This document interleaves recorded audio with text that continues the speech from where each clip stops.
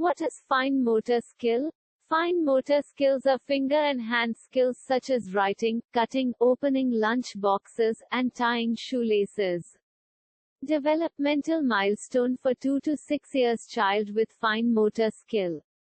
With fine motor skills for 2 years child can copy to draw a line, try to mold clay, and playing with blocks. With fine motor skills, 3 years child can do coloring on the paper, throwing small ball and copies 0 and alphabet T and L. With fine motor skills, 4 years child can copy and draw an object in 3 parts. Glass in hand and shake hand also. With fine motor skills, 5 years child can copy and color objects, writing in a notebook, and catch the ball.